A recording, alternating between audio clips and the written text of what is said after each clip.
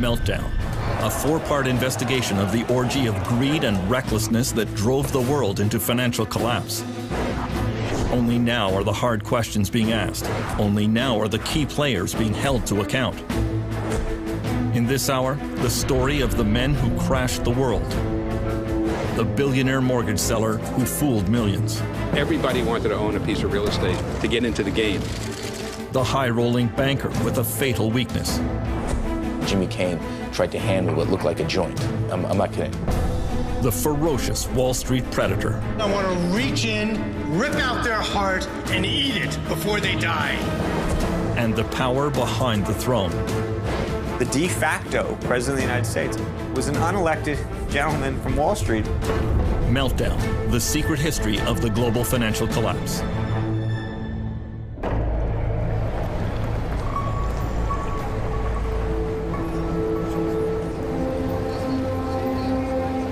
The crash of September 2008 brought the largest bankruptcies in world history, pushed over 30 million people into unemployment, and brought many countries to the edge of insolvency. Wall Street turned back the clock to 1929. The tremendous crowds which you see gathered outside are due to the greatest crash in the history of New York Stock Exchange. After the Wall Street crash of '29, which led to the Great Depression, the U.S. Congress launched an official investigation. Interest in the senatorial bank investigation as J.P. Morgan arrives to testify. J.P. Morgan was among the business titans to be called to account by the Pecora Commission. Flash photography was introduced to heighten the spectacle.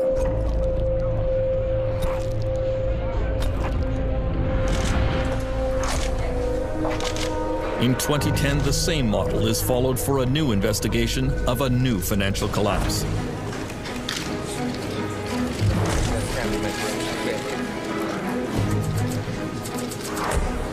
Panel, ladies, photographers, move aside. Former California Treasurer Phil Angelides is chairman of the Financial Crisis Inquiry Commission. I'm honored to welcome you as we start this series of public hearings into the causes of the financial and economic crisis. He has taken sworn testimony from a parade of government and bank officials, trying to get to the bottom of what really caused the 2008 meltdown. The consequences of this financial crisis have been grim also. 27 million Americans who are either out of work, can't find full-time work, or have stopped looking for work. Millions who have lost their homes, and millions more who are in the foreclosure process. Trillions of dollars of wealth loss. I think one of our jobs is to try to rationally explain to people what the heck happened. People want to know. How did it all go so wrong? The key trigger of the 2008 financial meltdown was easy lending in the U.S. housing market. In an era of very low interest rates and reduced bank regulation, there was an astonishing building boom across the United States. In California, banks decided that virtually anyone could qualify for a home loan. Jim Kling has been a real estate agent in San Diego for over 20 years. Really, in 2004 and 2005, if you could fog a mirror, you could get a loan. That's how bad it was. They didn't really know or care about the qualifications of the buyers. And a payment on that. And whether those people could make those payments or not apparently wasn't much of a concern. Bills getting to be more than you can manage? Crossroads Mortgage has a whole range of solutions geared to people just like you. So if you're thinking of buying a home or refinancing? Even if your credit is less than perfect, AmeriQuest can help. Call 1-866. Banks began making what were called subprime loans to people who could ill afford to pay back the money, especially if house prices ever went down. The one man who could have stopped that practice was then U.S. Federal Reserve Chairman Alan Greenspan. For 20 years, the world's most powerful banker. Greenspan was revered in Washington. His power feared even by presidents. The Federal Reserve was the one agency that had the full authority to regulate subprime lending. And despite all the evidence, despite all the yellow and red lights going off, they chose not to. Staff reports. I mean, let me just ask you, would you put this under the category of oops? Should have done it? I mean, my experience has been, in the business I was in, I was right 70% of the time, but I was wrong 30% of the time. And there are an awful lot of mistakes in 21 years. And I would point out that the captain of the Titanic was 99% right and 1% wrong. It's the size of the mistake that matters. We now know that banks and mortgage companies were indulging in all sorts of fraudulent practices to pump up their mortgage business. Many of the loans were extremely complex and the terms hidden from borrowers. There were low teaser rates that would automatically reset to much higher payments after a few months. It was no accident that the most complex mortgages were sold to the least sophisticated buyers, especially in poor and minority neighborhoods like this one in South Central Los Angeles. So as you go about your daily work and your daily business, Congresswoman Maxine Waters has represented the district for 19 years in the U.S. House of Representatives. Information. You know, I've seen mortgages that were given to 70-year-old people who were on a fixed income, whose income was never going to increase, but that mortgage was going to reset within a few years. Where was that money going to come from? I've seen mortgages that I think are criminal. Angelo Mozillo was the undisputed king of the U.S. subprime market. He is called the Golden Boy because of his permanent tan and because at the height of the subprime real estate boom, he was making about $100 million a year. Everybody wanted to own a piece of real estate to get into the game. He became the darling of business magazines with a slew of fawning profiles of his rags to riches story. He always claimed that he was a friend to the poor and that his lending practices were helping scores of Americans attain the dream of home ownership. It's one thing for him to say that he was a friend to the poor, but in the final analysis, when you see that these poor people are now in foreclosure, now cannot get loan modifications, now ending up on the streets, then certainly that defies how he could have been, you know, a friend to poor people. Mozillo's company, Countrywide Financial, grew to become the biggest mortgage lender in the United States. Call Countrywide. We never stop thinking about what you need. And that makes home buying easy. Really. Countrywide was sold to Bank of America and almost immediately plunged in value. Angelo Mozillo was placed under investigation by the Securities and Exchange Commission. The SEC uncovered very damaging private emails in which Mozillo expressed his true feelings about the dangerous subprime mortgages he was peddling. He wrote, "In all my years in the business, I have never seen a more toxic product." At the same time, Mozillo was publicly reassuring all his investors and clients. Countrywide views the product as a sound investment for our bank and a sound financial management tool for consumers. It does appear that there was a private view of the markets, and there was one that was espoused to borrowers, rating agencies, the investing public. The SEC has now charged Mozillo with insider trading and securities fraud. Lenders like Angelo Mozillo really didn't care if people ever paid their mortgages because those loans did not stay on the mortgage company's books. Mortgages were bundled together with other loans from across the country and moved to Wall Street. There, they were packaged up into complex new financial products. Bankers went wild for these financial securities that were really just stacks of IOUs. There was almost no government regulation of this market. It became a massive system of buying and selling these IOUs, with fees being charged on each transaction. It was just all a way to make fees and to package up these streams of supposed cash flows and sell them off to investors. I mean, for a while there, anybody who touched a mortgage made money. It was like the most perfect product. I once had this view that when people started talking about toxic assets, that somehow they were like a good piece of fruit that had turned bad. Well, it turns out they were a rotten piece of fruit from day one. And all along the way, whether it was the broker, the lender, the securitizer, the market maker, everyone seems to have taken the view that they had no responsibility for the product that they were moving along in the system. That became, unfortunately, this cancerous material that was injected into financial institutions all over the world. One of the first places these toxic products landed was the financial district of London, England, nicknamed the City. There was a golden age here in the years before the meltdown. Geraint Anderson arrived in the city as a young trader in 1996. He had been a hippie selling trinkets on the beaches of India until his older brother found him a job in a London brokerage. I literally didn't know what the city was. I mean, I kind of was aware that there was a stock market, and I said, well, why? I mean, you have to wear a suit and things like that. And he said, I'll tell you why. It's quite simple. You'll have about £300,000–400,000 within about 4 or 5 years, and then you can go off and live the life you want to live. Since the selling of trinkets wasn't going down too well, I thought, why not? I had no idea about finance whatsoever. I didn't know what a PE ratio was. I didn't know what a yield was. When you're in the city, all you have to do continually is present a view and present it strongly and pretend you believe in it. It was all about schmoozing clients, taking them to strip joints, taking them to bars, getting that company credit card out and really giving it a bash. The wild atmosphere in Britain was brought about because Chancellor of the Exchequer Gordon Brown was easing financial regulation there. He called his new approach the light touch. We will advance if there is light touch regulation, a competitive tax environment and flexibility. Well, Gordon Brown light touch was an effort really to make the City of London the world's greatest financial centre.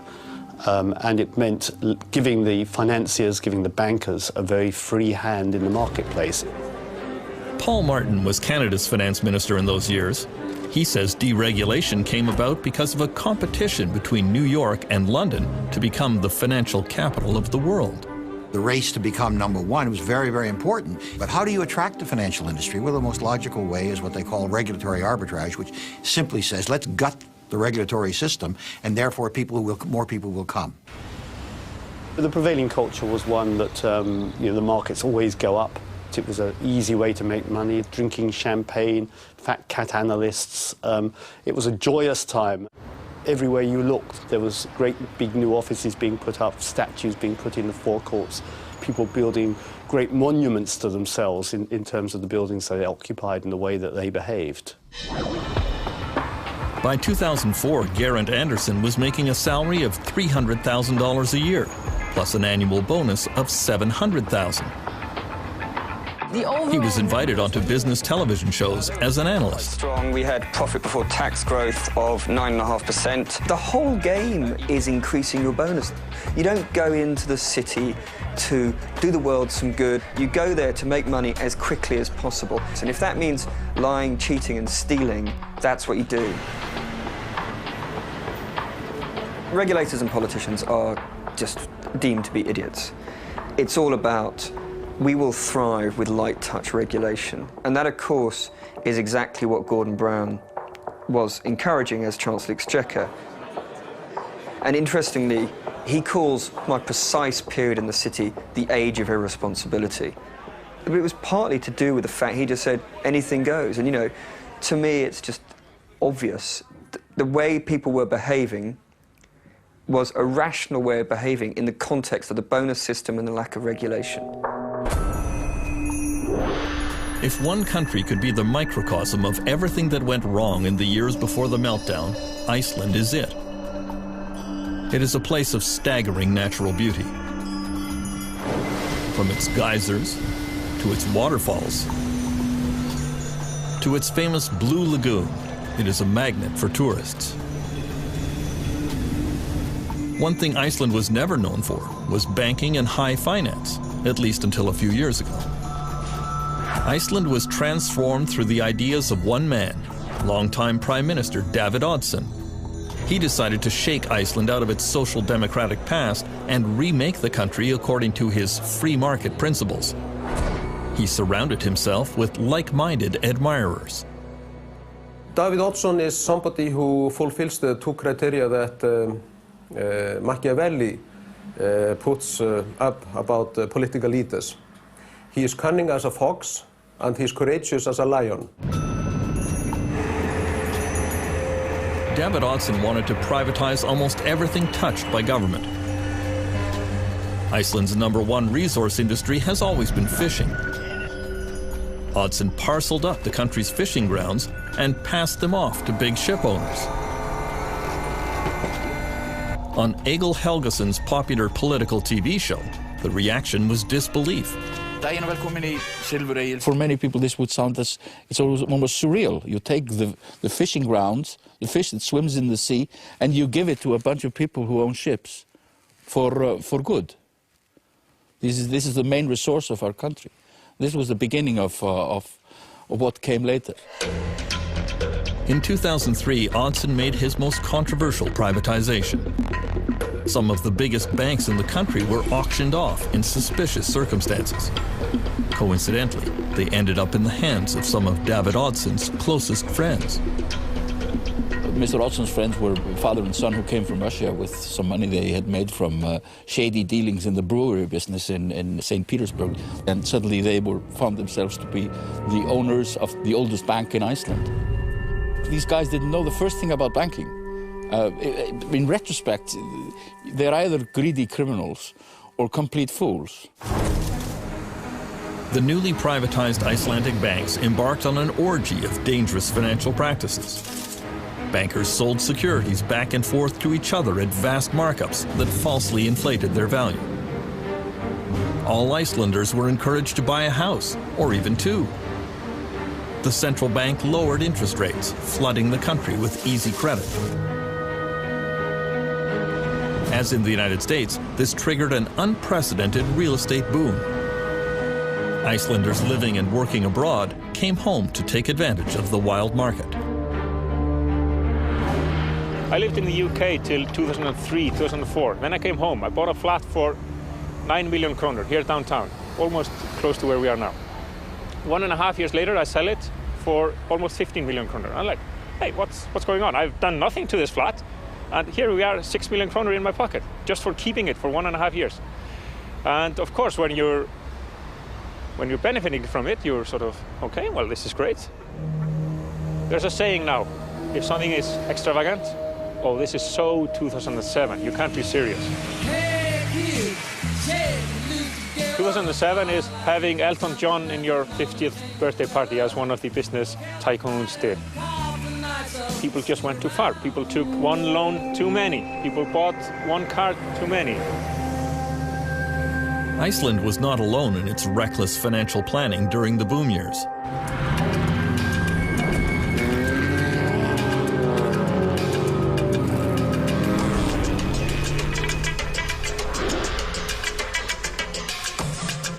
The world champion of the global real estate bubble was surely Dubai in the United Arab Emirates. Money was no object, as every local sheikh and every booming company competed to see who could erect the most ostentatious building. No idea was considered too outlandish. When waterfront property rose dramatically in value, Dubai decided to make more. Ships vacuumed sand off the ocean floor to make the famous Palm Islands. On them were built an endless line of luxury condominiums and hotels that were snapped up by wealthy investors from across Europe, Africa, and the Middle East. Canadian Robert Lee went to work for Dubai's leading real estate company 10 years ago. Dubai in its heydays, we used to call the sales center the fish market. It's, you know, people could come and would say, give me an apartment, any apartment, I don't care what, 2 bedrooms, 3 bedrooms, just give me an apartment. Because in a way, people are buying options, because most people were buying things with zero intention of actually living in it. So they were buying coupons to resell it to somebody else. We'd be selling $1 billion worth of real estate in one day. All of this flowed from the vision of one man, Dubai ruler Sheikh Mohammed bin Rashid Al Maktoum. When he saw the first plans for what would become the world's tallest building, the Burj Khalifa, he had only one comment to the developer: make it bigger. I was silly to suggest a 90-story building. and the meeting was very short. He just left. But I've been with him a long time, so I went again to the design studios, and then we put something really marvelous, and his question was, how much higher than anybody else? I said, it's about 40% plus. He said, great. He called me the next day and he said, where are the cranes? Was there no limit to how high Dubai could fly before it got too close to the sun? There was always a nagging sensation that is Dubai going to be like the other cities around the world that has seen the fall? But at the same time, you live here for a few years, you basically buy the story. You drink the Kool-Aid. And you're saying, hey, we must be different.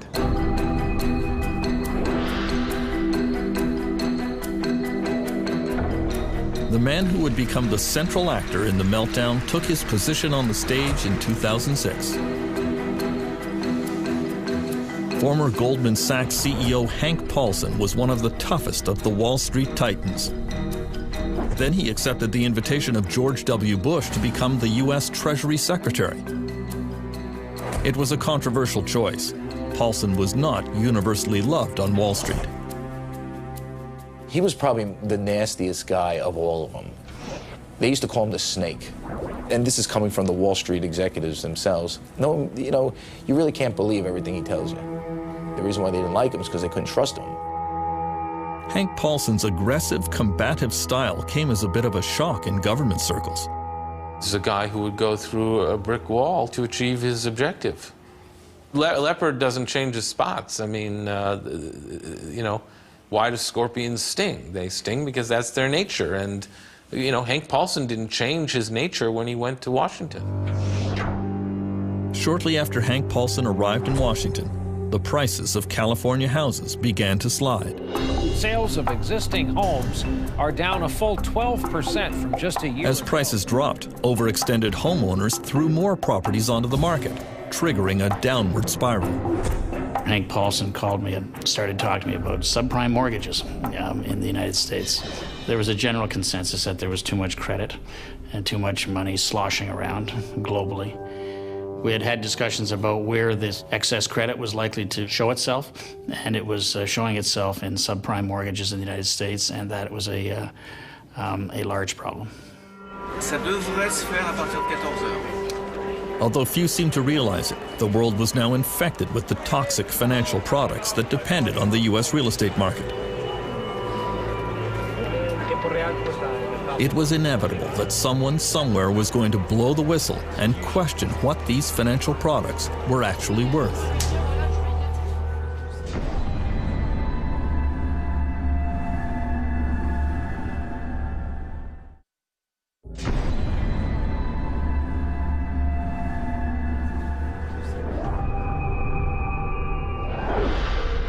As it happened, the alarm sounded in Paris in August 2007. The giant French bank BNP Paribas discovered that many of its investment funds were filled with toxic U.S. securities. They stopped all withdrawals from those funds. It was a little bit like an old-fashioned movie where the bank president locks the door and tells people they can't get their money. It doesn't exactly make you feel good about the world. At the Ministry of Economic Affairs in Paris, the BNP Paribas decision triggered immediate crisis meetings, convened by Finance Minister Christine Lagarde. Ça a commencé de manière très dure, je m'en souviens très bien, parce que c'était interruption de vacances immédiate, retour à Paris et discussion immédiate avec les banques sur ces conduits qu'elles étaient en train de fermer en raison d'un début de fissure dans l'édifice financier. If BNP Paribas couldn't value their securities, then one started asking how many other companies couldn't value their securities. How did anyone know what the value of asset managers were, or even banks, because of course banks were holding the same securities. And so suddenly faith in some of the foundations of 21st century finance began to crumble. In September 2007, as cracks were appearing in the foundations of the global economy, the titans of the Anglo-American financial system began to tremble. First up was Britain's Adam Applegarth, a true superstar in London's business class.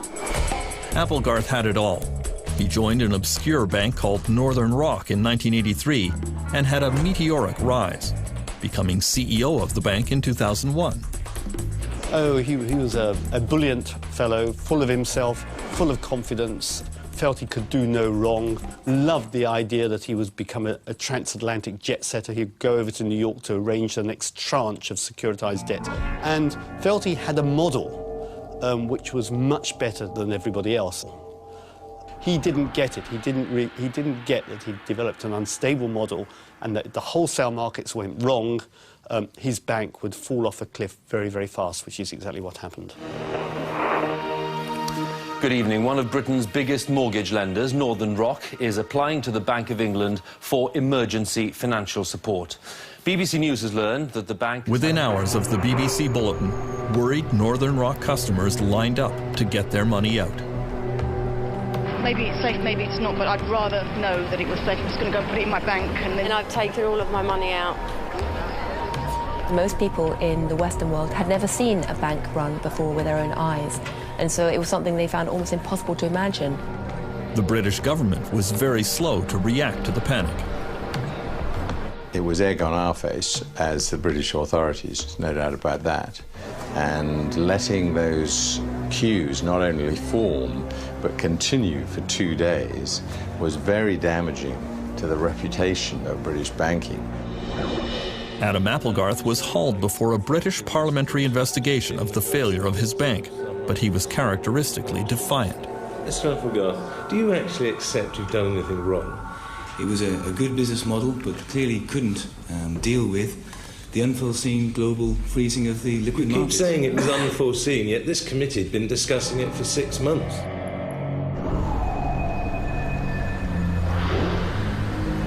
The Northern Rock crisis in Britain could have been taken as a serious warning on Wall Street, but it was not. I think people saw this as that's happening over there, that's not happening here.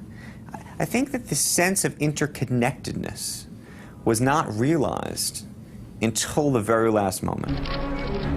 Through the spring of 2008, U.S. Treasury Secretary Hank Paulson was constantly reassuring his international colleagues that everything was fine with the U.S. economy and that only mild tinkering was required with the global financial system. In private, French Finance Minister Christine Lagarde advised her friend that he was being very foolish. Je lui ai dit, Hank, on voit le tsunami qui nous arrive dessus et tu es sur la plage en train d'hésiter sur la couleur du maillot de bain qu'on va porter.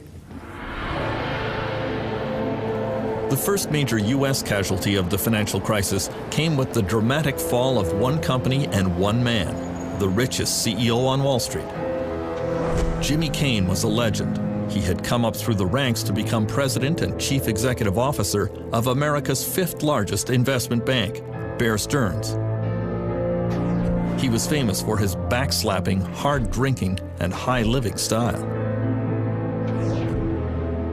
Jimmy is really out of central casting. I mean, I've described him as an amiable rogue. I mean, he's definitely can be quite charming, definitely can be quite ruthless, has a twinkle in his eye, and I think that combination of ruthlessness and charm, that people get to the top with that combination.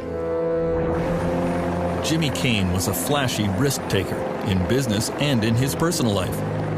In 2007, he was worth over $1 billion, and he wanted everyone to know it. Every Thursday afternoon after the stock market closed, he would board a private helicopter a few blocks from his Manhattan office and fly off to his country house on the Jersey Shore for weekends of bridge and golf. He did have one troubling habit that would come back to haunt him. He used to brag about smoking pot. I'm in the elevator of Bear Stearns, and it was 2004, 2005, and Jimmy Cain tried to hand me what looked like a joint. I'm not kidding. Cain's pot smoking became public at the worst possible time for his firm. In the fall of 2007, Bear Stearns' risky bets on mortgage-backed securities began to go wrong. The firm started to hemorrhage money. Then in November, the Wall Street Journal carried a front-page story which portrayed Jimmy Cain as an absentee landlord, who was always out of touch at either golf games or bridge tournaments while his firm was in crisis. To top it off, the Journal publicly revealed his taste for marijuana. Joe Kernan, who's my colleague on CNBC, says, "Hey, Charlie, what do you think about that hatchet job that the Journal just did on Jimmy Cain?" And I don't know why I did this, but I started imitating smoking a joint. Force issue, but also apparently, that whole bit. Little smoke and a little what did he pot say? there. Listen, 2 minutes later, my cell phone rings, and it's Jimmy Cain screaming at me. And he's like, "What are you doing? I don't smoke pot." I said, "Stop it. Stop it." I said, "Listen, who cares? I mean, you're not breaking the, it's kind of a harmless crime. Why don't you just laugh it off?" And I'll never forget what he said to me. He goes, "Laugh it off. You try to laugh it off. You're not running a company." You know, Jimmy had made a lot of enemies on Wall Street. It's a very competitive Darwinian place. If they smelled, chum in the water, the sharks are going to circle. In January 2008, Jimmy Cain was forced out of the CEO position and became an unpaid chairman of the board at Bear Stearns, but the firm continued a downward slide. It had more exposure to toxic financial products than any other Wall Street firm. Cain had left a ticking time bomb behind him, and it exploded in March 2008. Rumors swept the financial world that Bear Stearns had liquidity problems, trouble raising cash. When Hank Paulson heard the rumors, he told his Washington staff this will be over within days.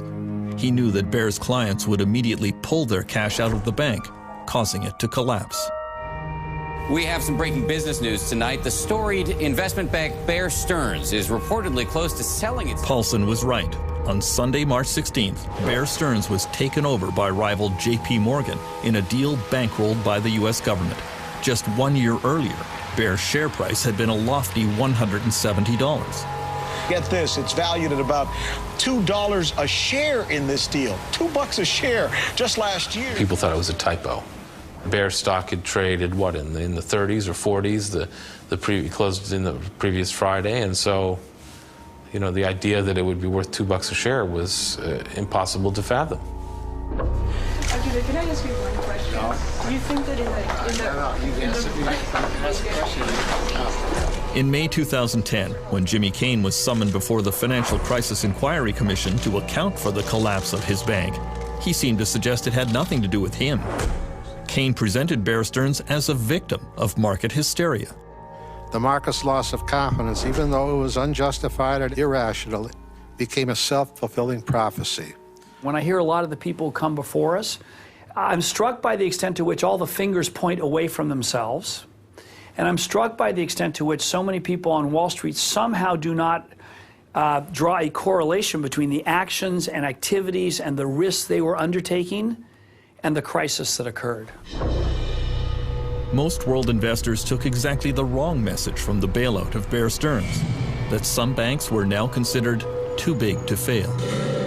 The key message that emerged after the Bear Stearns bailout was that no matter what happens, the American government, and in fact it was presumed the European government, will not let a big bank go bust. Perhaps the most reviled figure to appear before the U.S. Congress in the aftermath of the meltdown was former Lehman Brothers CEO Richard Fuld. The 2008 collapse of his bank certainly caused the most damage to the world economy, and it financially ruined millions of Americans who had invested with Lehman. I'm very much aware that one day we had a firm, the next day we did not. At the hearings, Fuld became the prime target for a public that was angry at bankers.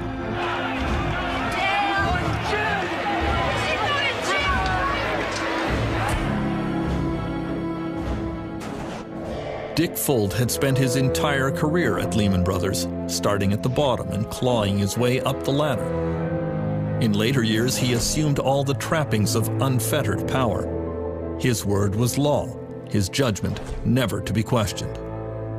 There was a huge cult of loyalty to Dick Fuld as the chief executive of the firm. People, on the one hand, admired what Dick Fuld had achieved, but secondly, this was not an organization where you, as a matter of casual incident, decided it was a good idea to disagree with Dick. way he created Lehman Brothers, it was almost a cult of personality. The personality was his personality, which was, it's us against them, we're gonna fight everybody, and we're gonna win. Dick Fuld was determined to intimidate anyone who might cross him. In this internal Lehman UK video, he was angry that some traders were driving down his stock price. But what I really want to do is I want to reach in, rip out their heart, and eat it before they die. I think in the tape there's a sort of nervous laughter in the auditorium. I think that sort of reflects quite a lot about how people within Lehman saw Dick. On the one hand, it sounded at one level amusing, and then you sort of thought to yourself, I suspect if you're in that audience, the really scary thing is he sort of could probably do it. Lehman Brothers entered its death spiral on September 11th, 2008. The stock was plummeting. Dick Fuld was advised that it was time for a fire sale of his corporate assets, but he resisted. Telephone records show that U.S. Treasury Secretary Hank Paulson spoke frequently with Fuld, but he felt his message was not getting through. He was definitely exasperated with Dick Fuld. I think everybody was. He seemed to be unable to recognize the gravity of the situation his firm was in and unable to do the things that were needed. On Friday, September 12th, Hank Paulson decided that it was time for drastic action to save Lehman Brothers, but he did not want to authorize another government bailout. He flew to New York on his private jet and summoned all the Wall Street CEOs to an emergency meeting at the New York Federal Reserve Building.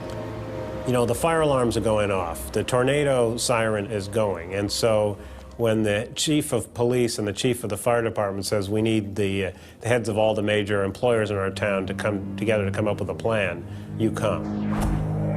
At 6 p.m., Hank Paulson started that secret meeting with America's leading bank CEOs. Jamie Dimon of J.P. Morgan, Lloyd Blankfein of Goldman Sachs, John Thain of Merrill Lynch, and John Mack of Morgan Stanley. I began working on a plan. Paulson told them that they all knew why they were there. Without their help, Lehman would not open for business on Monday, and the consequences for everyone sitting around that table would be disastrous. Across town, Dick Fuld was astounded that Hank Paulson had not invited him to the crisis meeting. Here his company is basically being carved up, and he's not allowed to be there. He's calling and they're not returning his calls. Inside Lehman Brothers, there was an air of unreality. The firm had been in existence since 1850. They had survived the Great Depression of the 1930s. They had survived the 9/11 attack that destroyed their offices in the World Trade Center. Surely they could survive this. Tonight, one of the biggest investment firms is in serious trouble.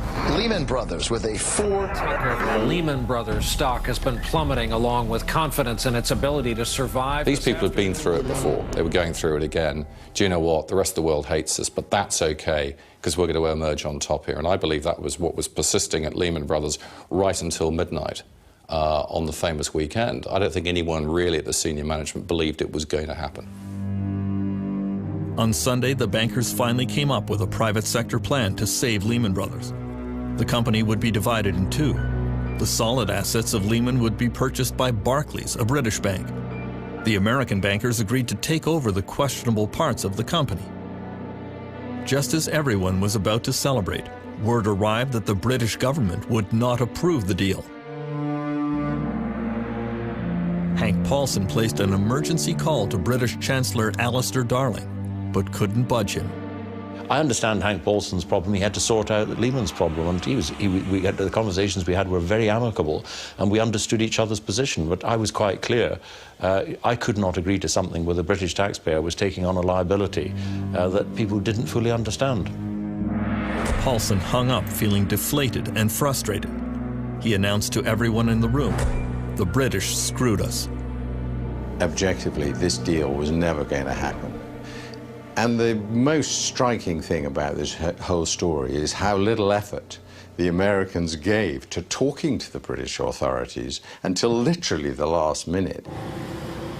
Paulson knew Lehman's failure would bring financial catastrophe.